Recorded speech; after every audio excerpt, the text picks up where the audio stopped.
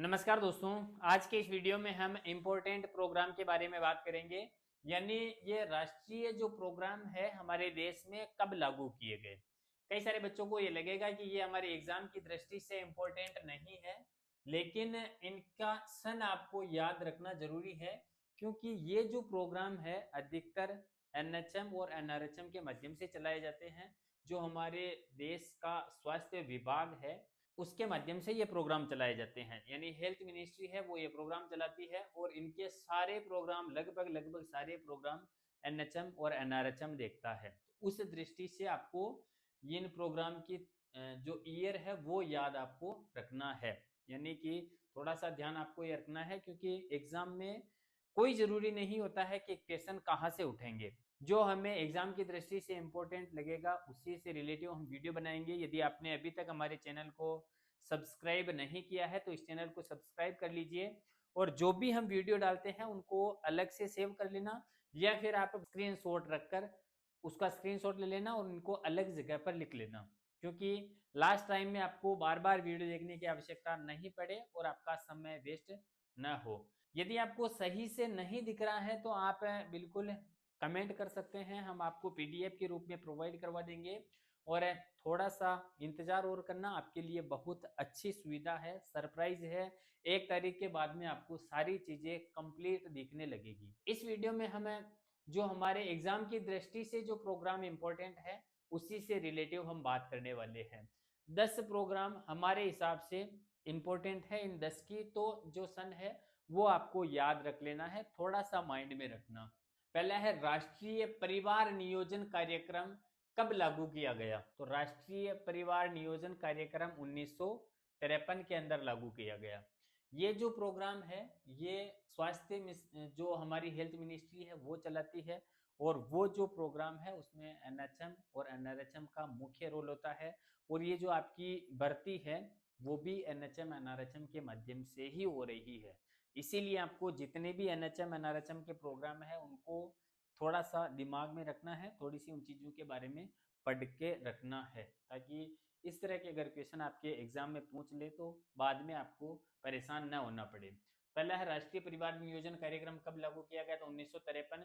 Second है राष्ट्रीय malaria उन्मूलन कार्यक्रम कब लागू किया गया, तो ये भी 1953-54 के अंदर राष्ट्रीय मलेरिया उन्मूलन कार्यक्रम लागू किया गया। तीसरा प्रोग्राम है राष्ट्रीय क्षय यानी टीबी कार्यक्रम, टीबी निवारण कार्यक्रम कब लागू किया गया, तो इसका सन है 1962। डेट हमने इसलिए नहीं लिखी है कि आपको केवल सन याद रखना है, डेट शायद आपके एग्जाम के अंदर ऑप्शन में दे देंगे, डेट इतनी इंपॉर्टेंट नहीं है। फिर भी यदि आपको लगता है कि डेट आपके हिसाब से इंपॉर्टेंट है तो इसके आगे आप अपने हिसाब से डेट कहीं से गूगल वगैरह करके लिख लेना, मेंशन कर लेना। चौथा है राष्ट्रीय आयोडीन कमी जन्य रोग नियंत्रण कार्यक्रम कब लागू किया गया, तो ये है 1962 और 1963 के अंदर राष्ट्रीय आयोडीन कमी जन्य रोग नियंत्रण कार्यक्रम लागू किया गया।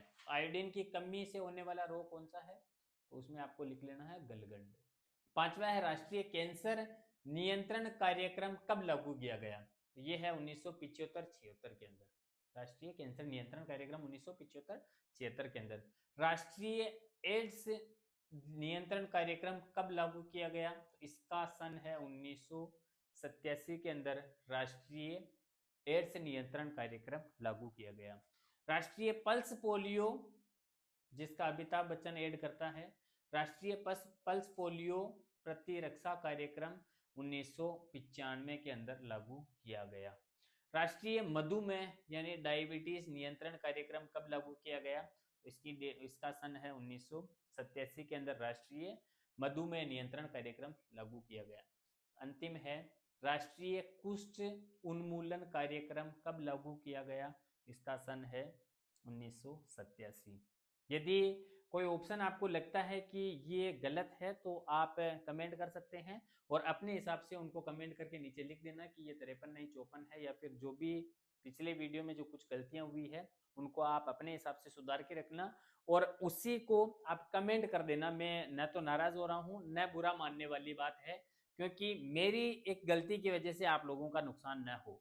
और जो भी वीडियो देखते हैं कमेंट पढ़ना और कमेंट करना। आपके कमेंट के हिसाब से आपके सारे कमेंटों को पढ़े जाएंगे और आपके कमेंट के हिसाब से वीडियो बनाया जाएगा। यदि आपको लगता है कि किसी टॉपिक को कवर करना है तो उस टॉपिक को आप कमेंट कर देना, हम उसी टॉपिक पर वीडियो बनाएंगे।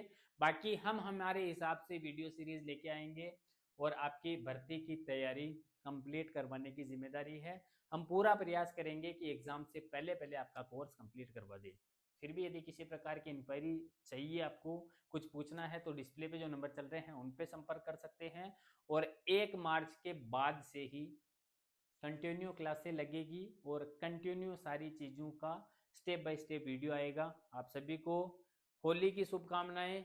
यदि आप हमसे जुड़ना चाहते हैं तो इस चैनल को सब्सक्राइब कर लेना और जो भी अपडेट आएगी हम इस वीडियो के माध्यम से, यूट्यूब चैनल के माध्यम से आपको प्रोवाइड करवा देंगे, आपको बता देंगे। कुछ बच्चे पिछले वाले वीडियो में कुछ डेट को लेकर कंफ्यूजन था, कुछ गलत टिक हो गए थे, तो आप लोगों का धन्यवाद जो आप लोगों ने सजेस्ट किया और उन चीज़ों को लिखने का प्रयास किया। यदि कुछ गलत लगता है आपको वीडियो में तो आप निसंकोच कमेंट कर सकते हैं और हमें बता सकते हैं, क्योंकि आप मेरी एक गलती, आप लोग सारी चीज़ें मेरे भरोसे मत छोड़ना, मेरी एक गलती की वजह से आपका और किसी अन्य बच्चे का नुकसान नहीं होना चाहिए। तो इसीलिए यदि इनमें डेट में किसी प्रकार का मिस्टेक लगती है या फिर कोई ऑप्शन गलत हो रखा है तो उसको भी सही करवाने का प्रयास करना। मिलते हैं नेक्स्ट वीडियो में, तब तक के लिए जय हिंद, जय श्री राम। तैयारी करते रहे और एग्जाम से पहले प्रयास करना कि आपका पूरा सिलेबस कंप्लीट हो जाए। मैंने पिछले कई वीडियो में आपको बताया है कि इस एग्जाम के अंदर आपको पढ़ना कम है, छोड़ना ज़्यादा है। अब छोड़ना क्या क्या है, वीडियो में बने रहना, मैं इस चैनल पर बने रहना कि आपको कौन कौन सी चीज़ें नहीं पढ़नी है, क्योंकि आप कई सारे बच्चे परेशान हो रहे हैं कि बुक्स का नाम बता दीजिए, नोट्स दे दीजिए, सारी चीज़ें आप लोग इकट्ठे कर लोगे और उनको पढ़ नहीं पाओगे। समय कम होने के कारण आपको छोड़ना ज़्यादा है। ठीक है, तो अब क्या छोड़ना है मैं आपको नेक्स्ट वीडियो में बता दूंगा कि कौन कौन सी किताबें आपको पढ़नी है। उससे पहले भी मैंने वीडियो डाला है जिसमें मैंने किताबों के नाम बताए हैं। यदि आपने वो वीडियो नहीं देखा है तो इस चैनल के अंदर ढूंढना, आपको वो वीडियो मिल जाएगा। यदि फिर भी डाउट रहता है तो आप निसंकोच पूछ सकते हैं। धन्यवाद।